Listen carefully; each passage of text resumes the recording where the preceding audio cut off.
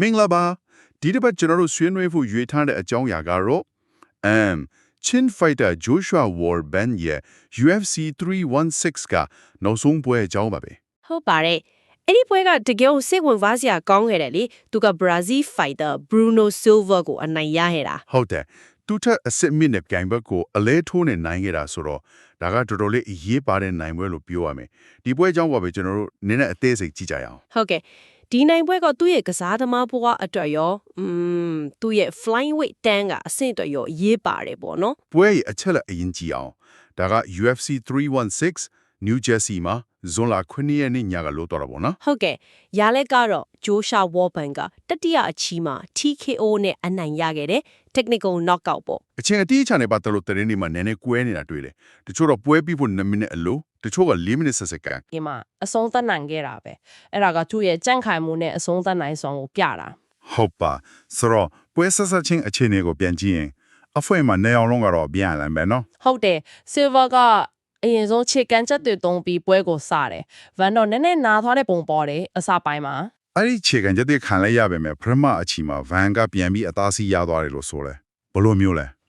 तू ကလက်တီးချက်တင်နဲ့ပြန်ထိန်းချုပ်သွားတာသူလက်တီးတွေကပုံမြန်ပြီးပိုထိရောက်လာတယ်ဆိုတော့ပထမအချီပြီးမှဗန်ကအမတ်ပိုရနိုင်တဲ့အနေအထားမှာရှိခဲ့တယ်ဒုတိယအချီမှာတော့အဲ့ဒီမှာပို့ပြီးအလဲပြောင်းနေဖြစ်လာတဲ့ကြားတယ်ဟုတ်တယ်ဒုတိယအချီကတော်တော်အကျိတ်နဲ့ရှိတယ်ဗန်ရဲ့လက်တီးမိပြီး Silver တခါလဲကျသွားသေးတယ်ဒါပေမဲ့ Silver ကလည်းအတွေ့အကြုံရှိတော့မြင်မြန်ပြန်ထနိုင်ခဲ့တယ် Silver က take down နေတော့စူးစမ်းသေးလားမြေပြင်ပေါ်ဆွဲချဖို့လဲစူးစမ်းတယ်ဒါပေမဲ့အဲ့တော့ဗန်ကကုန်းကုန်းကာကွယ်နိုင်ခဲ့တယ်အရင်ကထက်သူ့ရဲ့ take down defense ကပိုကောင်းလာတာသိကြတယ်ပြီးတော့ဘန်ရဲ့ဒူးတိတ်ချက်မိပြီး Silver နောက်တစ်ခါလဲကျသွားသေးတယ်ဒုတိယအချီမှာပဲဟာဒါဆိုဒုတိယအချီမှာတင်ဘန်ကတော်တော်အသားရနေပြီပဲဒါပေမဲ့တတိယအချီကျတော့ Silver ကနီးပြူဟာပြောင်းလာတယ်ဆိုဟုတ်ပုံရတယ်တတိယအချီမှာ Silver ကခြေကန်ချက်တွေပိုသုံးလာတယ်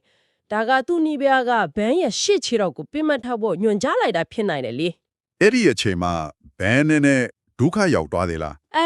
ခြေတော့နာသွားတဲ့ပုံပေါ်တယ်ဒါမဲ့အဲ့မှာတင်ဘန်ရဲ့စိတ်တက်ကိုတွေ့ရတာပဲသူနာနေပေမဲ့စစ်တိုက်တယ်အဆုံးတက်ပုံလေးကိုပြောပြပါအောင်အဲ့ဒါကတကယ်ကိုအထင်ကြီးစရာပဲဟုတ်တယ်ပွဲပြီးခါနီးလင်းမှာပဲ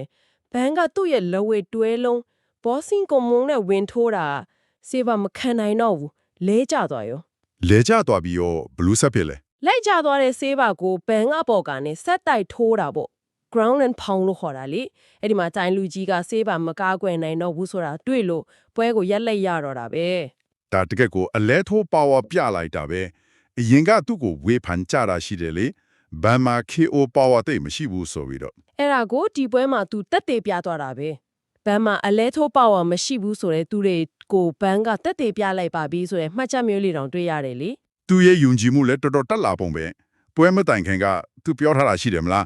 ပြိုင်ဘတ်မပြေးရင်အမောက်tứcပြမယ်ဆိုတာဟုတ်တယ်အဲ့ဒီအတိုင်းပဲသူလုပ်ပြသွားတယ်တချို့သုံးသက်သူတွေကဆိုဒါကအနာဂတ်ချန်ပီယံလောင်းတစ်ယောက်ရဲ့ထိုးသက်ပုံမျိုးပဲလို့ချီးကျူးကြတယ်သူရဲ့တီးငယ်မှုရောတိုက်စီတော့ကောင်းလာတယ်မတန်ရကြီးရင်လည်းတော်တော်လေးကောင်းလာပြီ MMA မှာ14ပွဲနိုင်2ပွဲရှုံး US မှာဆိုရင်လည်း10ပွဲမှာ9ပွဲနိုင်1ပွဲပဲရှုံးတယ်လေဒါကသူ့ရဲ့4ပွဲဆက်တိုက်နိုင်ပွဲလေးဖြစ်တယ်ဟုတ်ပါတယ်ဒီလိုနိုင်ပွဲတွေအထူးသဖြင့်အဆင့်မြင့်တဲ့သူကိုနိုင်တာတွေကသူ့ရဲ့အဆင့်ကိုတက်စီမှာပဲ flyweight တန်းရဲ့ထိပ်ပိုင်းစီကိုပိုနီးကလာစီမှာပေါ့တုံ့ပြန်ဖို့တဲ့ထဲမှာဆိုရင် online အန်ဆန်ကိုယ်တိုင်ကလည်းဂုဏ်ပြုစကားဆိုထားတာတွေ့တယ်ဟုတ်တယ်အောင်လာကသူ့ရဲ့လူမှုကွန်ရက်မှာဂုဏ်ပြုကြောင်းရေးခဲ့တယ် UFC ကလည်းဘန်ရဲ့ဗီဒီယိုဖိုင်နဲ့အတူအပြောနဲ့အညီလှလှပပအဆုံးတက်ခဲ့ပြီဆိုပြီးမှတ်ချက်ပေးထားတာတွေ့ရတယ်နောက်ထပ်ထူးခြားချက်တစ်ခုကတော့အဲ့ဒီပွဲကို American သမ္မတဟောင်း Donald Trump လာကြည့်သွားတယ်ဆိုတာပဲတတိနေ့တည်းမှာတော့အဲ့လိုဖော်ပြထားတယ်ဟုတ်ပါတယ်ဒါတို့ပွဲရဲ့နောက်ခံအချက်အလက်တစ်ခုပေါ့လေပွဲကိုပို့ပြီးလူစိတ်ဝင်စားမှုများစေတဲ့အချက်တစ်ခုဖြစ်သွားတာပေါ့ကောင်းပြီဒါဆိုရင်ခြုံပြီးပြောရရင် Joshua Warband တို့ဒီ UFC 369ပွဲကသူ့ရဲ့အလဲထူးစွမ်းရည်ကိုလူတွေသိအောင်ချပြလိုက်နိုင်တယ်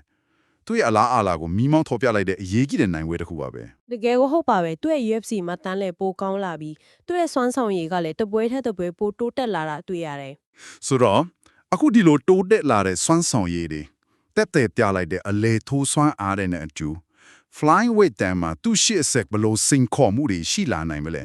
အဲ့ဒါကစိတ်ဝင်စားစရာပဲသူ့အရင်နဲ့နောက်ဆုံးရင်အဆင့်ကိုမြင့်က top 10ဒါမှမဟုတ် top 5တဲက fighter တွေနဲ့ရင်ဆိုင်ရဖို့များလာပြီအဲ့ဒီအခါကျရင်သူ့ရဲ့စွမ်းရည်ကိုဘယ်လောက်အထိစစ်ထိန်ထားနိုင်မလဲဘယ်လိုထပ်တိုးတက်အောင်လုပ်မလဲဆိုတာကတော့ စောင့်ကြည့်ရမယ့်အနေထားပါပဲသူ့အတွက်စိန်ခေါ်မှုအတစ်တွေပြိုင်ဘက်အတစ်တွေကဘယ်သူတွေဖြစ်လာမလဲဆိုတာကတော့ MMA ပရိသတ်တွေအတွက်တကယ်ကိုရင်ခွန်စရာကောင်းတဲ့အကြောင်းအရာတစ်ခုဖြစ်လာမှာသိချပါပဲ